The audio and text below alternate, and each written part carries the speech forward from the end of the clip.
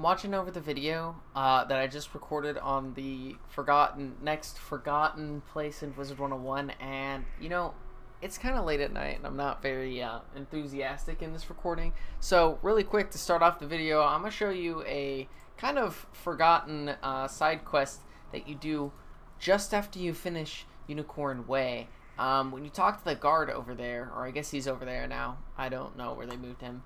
He'll give you a quest called Yellow Brick Road, and you have to talk to Dorothy Gale or something. And this quest, the side quest, is a reference to the Wizard of Oz. If I'm being honest with you, I haven't seen it in a long time, so I don't really remember much of the movie, but I do remember that the main character's name is Dorothy, and that's who Dorothy Gale is. And he's the Tin Man and Mr. Toto. And the quest is you have to help Dorothy find her friends. And yeah, these are the two friends. It's a reference to Wizard of Oz. If you didn't know that, that is a quest in this game, and I'll show you where Dorothy is really quickly. Just a very forgotten quest, if I'm being honest.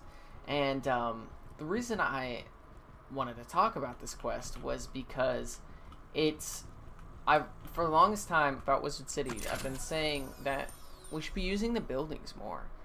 The buildings in in the Commons. The buildings in the Commons are, the one they turned into the housing tour headquarters.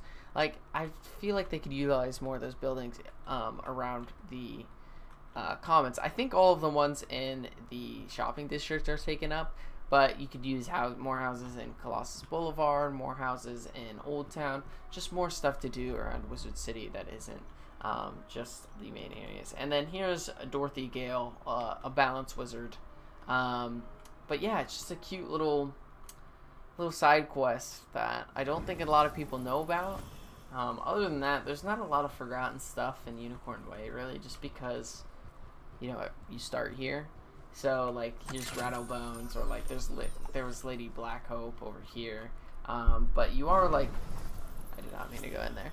You are like, that is part of the storyline that you do have to do this. So people just running through quests, they see it all the time. So I wouldn't count it as a forgotten place. But I feel like I haven't been talked to anybody about that side quest because I hardly remember doing it. But I don't know why that one kind of stuck with me. But yeah, that's this little like bonus area, just because the video coming up, the rest of the video that's ahead is just cut me some slack. I was really tired, and it's freaking hot as hell in my room. I don't know why.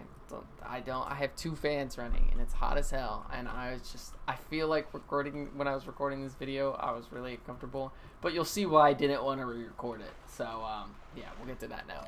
Since you guys liked the first one so much, we are back with another forgotten location in Wizard 101, and this one is actually in Wizard City. I believe you need to be level 60 to enter it, but first we gotta go to Colossus Boulevard. Alright, I lied. It's actually, you need to be level 50 to access this quest, and yeah, part of the reason I feel like it is kind of forgotten is because not a lot of level 50s really return to Colossus Boulevard, once they're level 50 and that far in the game. But the only thing I can think of is the level 48 ice quest is for Frost Giant is over at Hildreth Perch. But you're going to come over to the teleporters, and you're going to take the blue teleporter, and here is Brisk Breeze Tower. Now, I honestly don't really remember doing this. I do remember a little bit. It's kind of like Golem Tower. It's just a tower. You go up, the stages get harder and harder. And if I'm correct, I don't think the bosses really drop anything. So, to be honest, there's not really a use to do, or a purpose to do this dungeon, unless I guess you're kind of interested in like a side quest. But here's Darren Whisperwind. He's the first one. These bosses in here will cheat. He's gonna warn you about cheats. So I'm pretty sure Brisk Breeze around level 50 is when around level 50 is when a lot of when cheats were introduced to the game, level 50, 60. So I'm pretty sure this is one of the first dungeons that actually has cheats in it, like bosses that cheat. I mean, there are a couple now before level 50, but back then, when it was just Celestia and Zafaria were the latest worlds, there weren't a lot of cheats around. There weren't skeleton key bosses that have crazy cheats. There weren't any of that. The only one another early one I can think of is Waterworks and Tower of the Elephant also have cheating bosses. But this was a level 51, and it had a cheat before, or had cheats on the bosses before level 60 was even out, and Safari and Waterworks and all of that. But I guess we'll just run through it, because, like, why not? I'm level 170 death. I don't have the gear, so ignore the stats. I've been trying to research what gear to get. But yeah, it's literally like just your typical build of a tower, like Golem Tower I was talking about. There's nothing really interesting about it, and to be fair, I was saying earlier, I don't think there's a purpose in doing this dungeon at all. I mean, maybe way back then, sure, but I honestly don't do this dungeon. It's not worth it. I will say the room we are in now is definitely different, and actually pretty cool looking. We'll have a look after we get this over with. Alright, so this dungeon is definitely unique looking, a little bit bare in my opinion, but nonetheless a pretty cool. I like the little like puzzle pieces up there. I think they could have done a little bit more detail, but for its time this was different, you know. I can respect that it's not the same tower build that we've seen all the way up here fighting minions.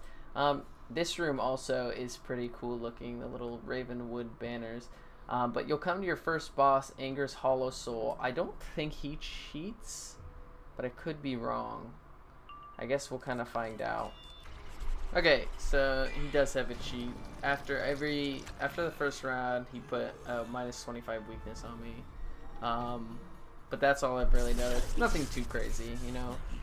For cheats first being introduced into the game, this one wasn't so bad, but they were showing. It was kind of a cool little like way to make. I mean, obviously cheats are meant to make bosses harder and tougher.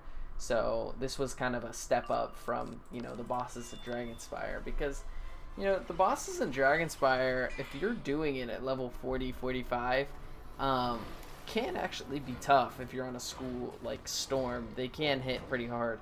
And then once you get to Celestia and Crit is introduced, I have found out very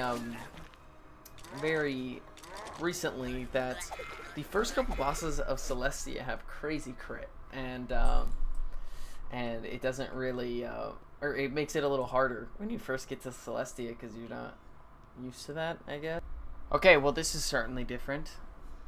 Green wisps? What can this mean? Oh, I guess you're only supposed to pick up the blue? I was really confused, because the first thing that popped in my mind was energy, and it, well, it's not energy, but that would be crazy. This dungeon would be a lot more useful and not forgotten if all you had to do is get to, what, the 8th floor for energy? Okay, after 3 more minion floors, and they all kind of look the same, you get to this final boss, Auric Nightglider. And, this is gonna sound weird, but I have Merciless gear still on this character, and this boss doesn't allow traps, so I can't prism him. He has 80% death resist. I only have like 40. So with Merciless gear, I still get some storm damage, so I'm just gonna have to build up some storm pips and just hit him with storm damage. Although the annoying thing is that he does have when he gets low health, he will put a minus 65% tower shield on him. Okay, so this boss actually at level 50 can be pretty tough. I would see why you'd need to bring more people in. Like, I would not recommend trying to solo this if you're at level 50. But once again, you're not really gonna see anything. You're not gonna really need to do this dungeon ever. I think that's why it's so forgotten, but it's such a weird feeling like when I walk past it on Colossus Boulevard and I see it. But the main part of the end of the quest, you'll rescue Lieutenant Culpepper. But that's it. That's the dungeon. It just doesn't really have...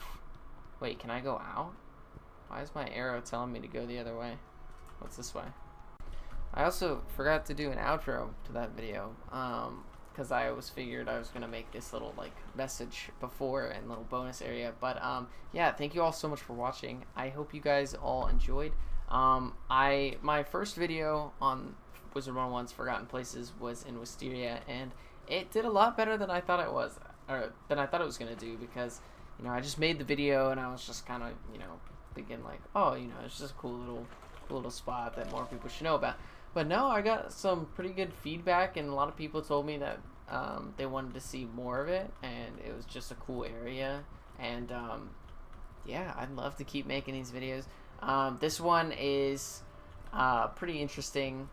I thought Bruce Breeze was really oddly forgotten, because, you know, you'd think that they'd make it more of a story to kind of more of a part of the story to kind of show players what cheats are, but it's kind of now like you get to Celestia and it's just like, boom, cheats are there, like you should know that.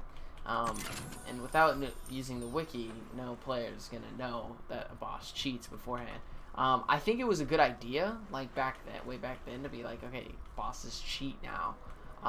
But I don't know if it should be required. It is, like, if I were doing that on a level 50, it is a really hard dungeon. That final boss is no joke. He's actually pretty tough.